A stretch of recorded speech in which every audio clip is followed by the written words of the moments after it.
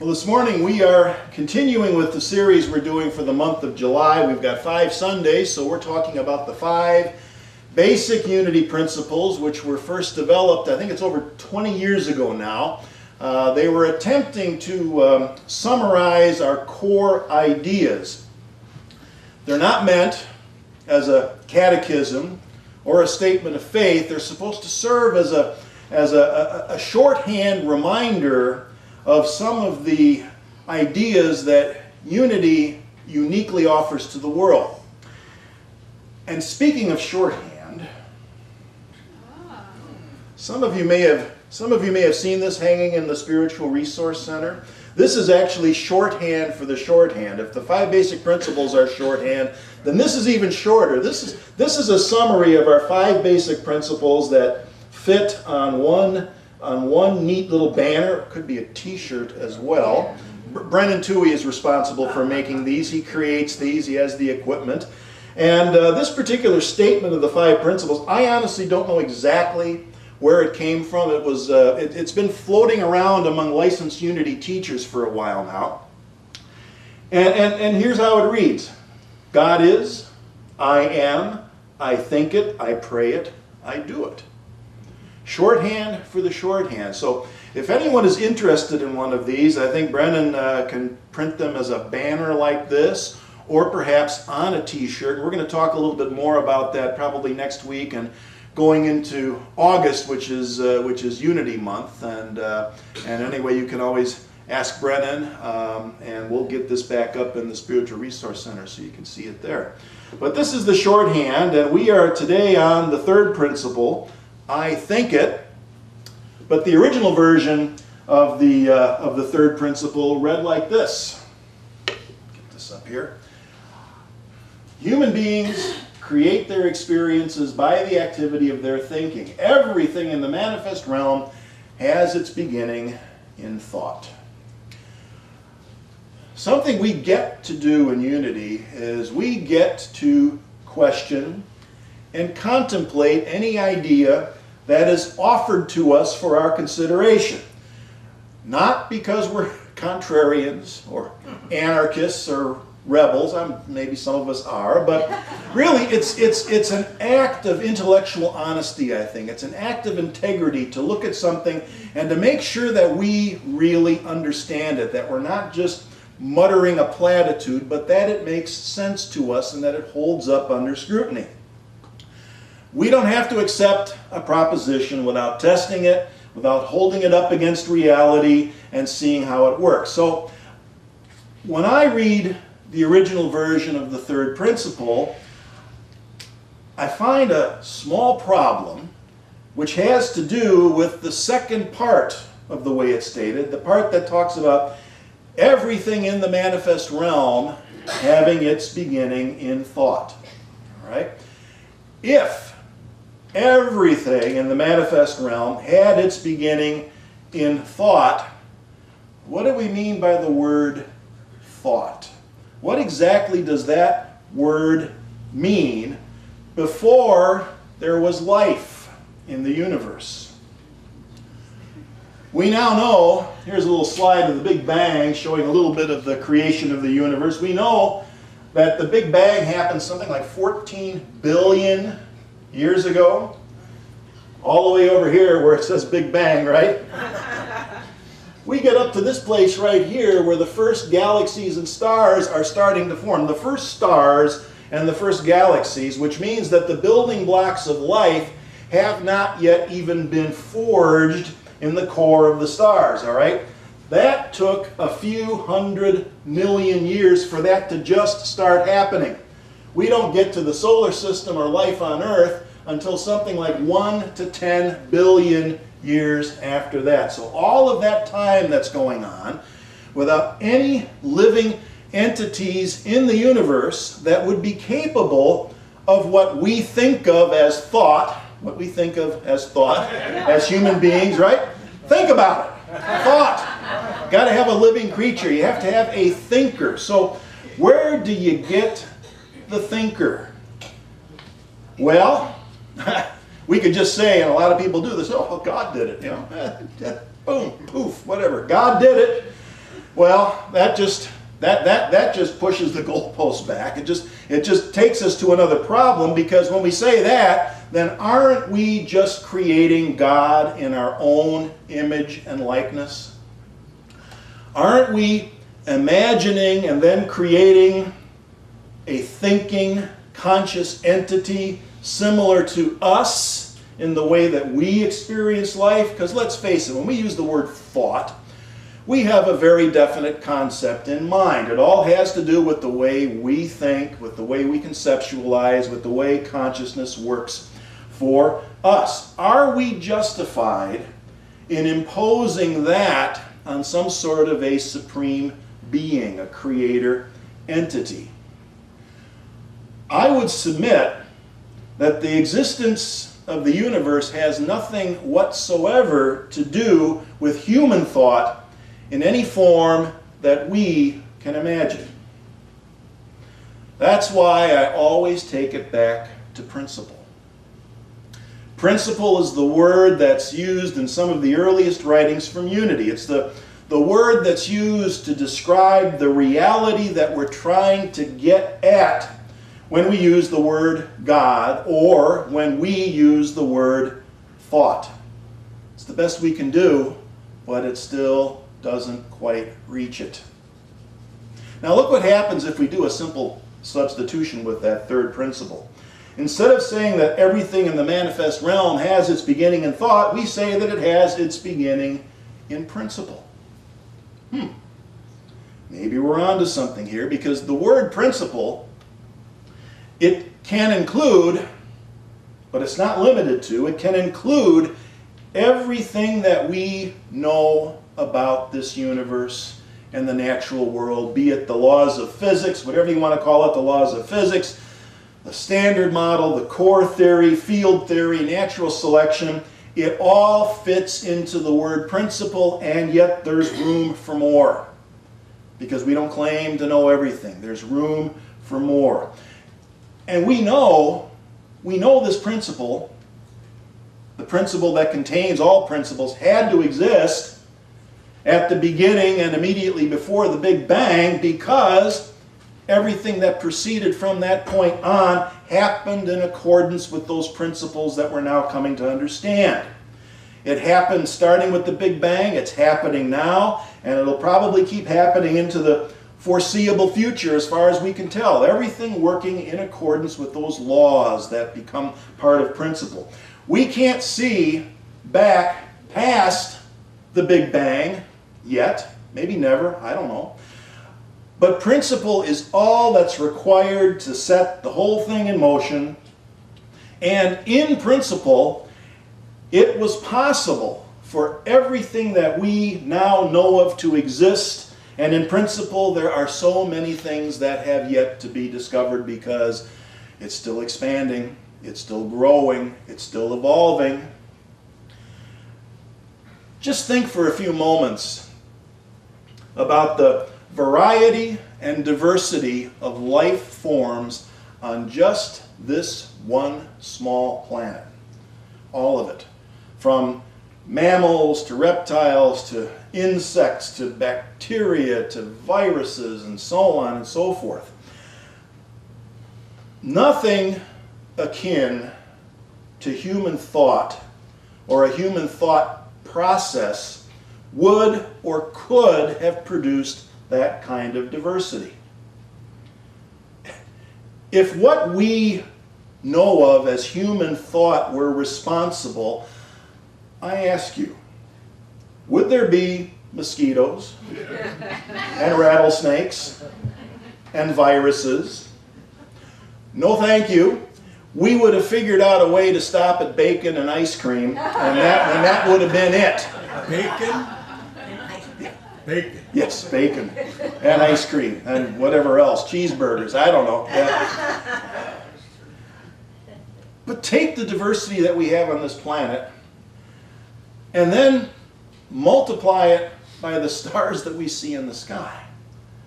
And then understand that the stars we see in the sky are but a fraction of the other galaxies and worlds that are out there in this vast, vast universe. And when we do that, we have to conclude that principle is almost unlimited, certainly beyond the limits of my thought process. The only thing it can't do is violate its own rules. Beyond that, the sky is literally the limit. That's why I love this quote by Carl Sagan. He says, "How is it that hardly any major religion has looked at science and concluded, this is better than we thought? The universe is much bigger than our prophets said, grander, more subtle, more elegant. God must be even greater than we dreamed. Instead, they say, no, no, no, my God is a little God and I want him to stay that way." The anthropomorphic God created in the image and likeness of a human being and human thought is always going to be that little God, that small God, limited to human understanding. Why is it so hard for people to look at natural selection, the laws of physics that have given rise to all of this diversity? Why is it so hard to look at that and say, wow, this is brilliant. Everything builds on what came before it. Creation is going someplace. Who knows what might be in store for humankind as we continue to grow and evolve. A principle-based concept of God is truly unlimited. And principle will always be consistent with our understanding of reality and be open to the vast possibilities that we're just starting to explore, that we're just starting to get a handle on. We don't have to be bound by the extent and limits of human understanding. The decision that we get to make is whether we want a shrinking God or a God concept that is expanding, that exceeds our grasp. That's the kind of freedom that we offer in unity. Okay, back to the other part of the third principle. That first part that says human beings create their experiences by the activity of their thinking. It's pretty good just the way it is. But sometimes it gets misunderstood or misinterpreted. We sometimes hear this part of the third principle called the law of mind action. We've heard that term before. And there's a little rhyme that we use to remember it. We say, thoughts held in mind tend to produce after their own kind. Very important to remember the word tend. We do not create our own reality. And we should be grateful for that. There's this new age version of the law of mind action that has come to be called the law of attraction. Anybody remember that book, The Secret? Made a big splash about 10 years ago or so. Made a big splash and then it sunk into oblivion once people understood how materialistic it actually was. If there was such a thing as the law of attraction, then it doesn't work very consistently, which means that it doesn't deserve the label law. The example I like to use is the Cold War. Most of us here went through it, and I think those of us who went through it would agree that it's safe to say that a significant portion of the United States, maybe even the majority of people in the United States, were worried, afraid, concerned that the USSR and the USA might accidentally or intentionally set off a nuclear war.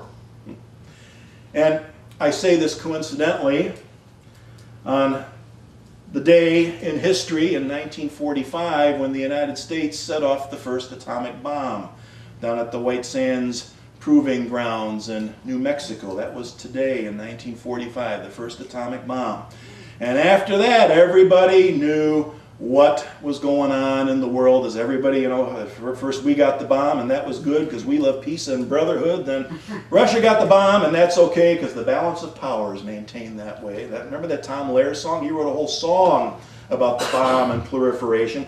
Everybody was concerned about it. All of that fear and worry, all of those thoughts held in mind, along with a good deal of strong feeling, mostly fear, all of that did not produce a nuclear holocaust. Now, that doesn't mean it was healthy or beneficial. Maybe it was beneficial. Maybe people lobbied and did things to try to stop the nuclear proliferation. But we also know that that kind of thought process can bring about stress-induced illness and things like that. So it all comes back to consciousness, individual consciousness. It happens at the level of consciousness. Whatever was bad in that scenario we experienced as stress and those other kinds of problems. It did not outpicture into objective reality. That's not how it works. We don't manipulate what goes on around us, but we most certainly create our own experience. That's the key. Now, back when The Secret was still popular, Unity found it necessary to publish a response. They put out a book called Sacred Secrets. And it had a chapter in it written by Paul Hasselbeck. Paul was the Dean of Spiritual Education and Enrichment back at Unity Village. Also the author of a book called Heart-Centered Metaphysics. So he contemplated the law of attraction from a Unity perspective, and he came to two conclusions. He said, number one, we do not so much attract things to us as we are attracted to those things, and this happens through what I would call the law of perception. Now that just kind of makes sense, doesn't it, when you think about it? Paul says that everything we see, feel, taste, touch, hear, think, smell is a potential candidate for our perception. And we say potential candidate because so many times a thing is in our sensory field, but not in our awareness. For instance, ever go around frantically looking for your car keys or your glasses, and you're holding the keys in your hand, or you got the glasses perched up on your forehead, right? There it is, right there in front of you. It's a candidate for your awareness, but it's not there for whatever reason. Things can be hidden in plain sight. The information that truly enters our awareness is only a small fraction of the stuff that we filter out, and it's our state of consciousness, our assumptions, our beliefs, and again, the thoughts that we hold persistently and consistently that determines what we're going to perceive and what we are unconsciously perhaps filtering out. What this tells us is that our perception is shaped more by the information that is already in our brain than the actual thing that we're perceiving, and it may be right in front of us. Unity co-founder Charles Fillmore likes to explain it this way. He said, "It is the law of spirit that we must be that which we would draw to us. If we would draw to us love, we must be love, be loving and kind. If we would have peace and harmony in our environment, we must establish it within ourselves." So it's not just a matter of thinking something. It requires us to be immersed in it. And when we decide to immerse ourselves in it, we're not drawing it to us, we become it. We embody it, which is far more powerful than attraction. If we would draw to us love, we must be loving and kind. Okay, so now we take it back to principle. If we can expand our concept of God so as to go beyond the limits of human thought, we are making room for possibilities that might have escaped our perception. As soon as we become aware of our connection to principle, consciously aware of it, an interesting thing happens. We don't really care so much about getting and having things. whatever it is we think we need and don't have, well, there's this knowing that all we have to do is be patient, stay awake, examine our thoughts, and be open to the possible. I mean, wouldn't it be great to really not want anything, to be free from those kinds of nagging desires? Wouldn't it be great to just look around and be able to honestly say to ourselves, we're whole and we're complete, just the way it is right now, lacking nothing. Manifesting is none of my business. Sure, we all want things. Yeah, we all need things. It's no problem as long as we don't feel incomplete when we don't have them. Or con ourselves into believing that we can magically manifest them just by thinking and feeling about them. There's an action step involved, whether that means you get up and act on an idea or that we suddenly perceive something that we might have missed before.